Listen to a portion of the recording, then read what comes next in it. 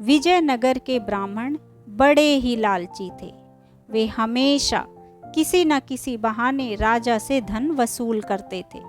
राजा की उदारता का अनुचित लाभ उठाना जैसे उनका परम कर्तव्य था।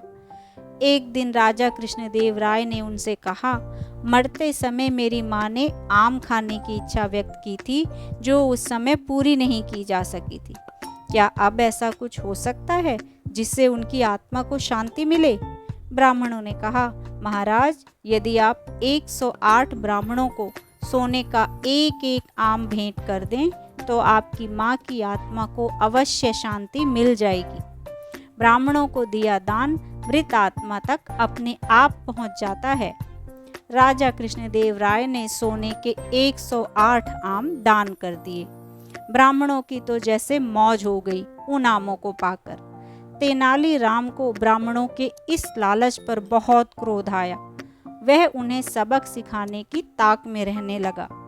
बहुत समय के बाद जब तेनालीराम की माँ की मृत्यु हुई तो 1 महीने के बाद उन्होंने ब्राह्मणों को अपने घर आने का न्योता दिया कि वह भी अपनी माँ की आत्मा की शांति के लिए कुछ करना चाहता है। खाने पीने और बढ़िया माल पाने के लालच में 108 ब्राह्मण तेनालीराम के घर जमा हो गए। जब सब आसनों पर बैठ गए तो तेनालीराम ने दरवाजे बंद कर लिए और अपने नौकरों से कहा, जाओ लोहे की गरम गरम सलाखें लेकर आओ और इन ब्राह्मणों के शरीर पर दागो। ब्राह्मणों ने सुना तो उनमें चीख पुकार मच गई। सब उठकर दरवाजों की ओर भागे, लेकिन नौकरों ने उन्हें पकड़ लिया और एक एक बार सभी को गरम सलाखें दागी गईं। यह बात राजा तक पहुंच गई। वह स्वयं आए और ब्राह्मणों को बचाया। क्रोध में उन्होंने पूछा, यह क्या हरकत है तेनालीराम?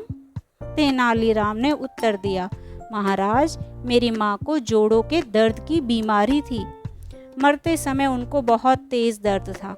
उन्होंने अंतिम समय में यह इच्छा प्रकट की थी कि दर्द के स्थान पर लोहे की गरम सलाखें दागी जाएं, ताकि वह दर्द से मुक्ति पाकर चैन से प्राण त्याग सकें। उस समय उनकी यह इच्छा पूरी नहीं की जा सकी थी, इसीलिए इन ब्राह्मणों को सलाखें दागनी पड़ी। ये सुनकर राजा हंस पड़े और ब्राह्मणों के सिर शर्म से झुक गए। Thank you.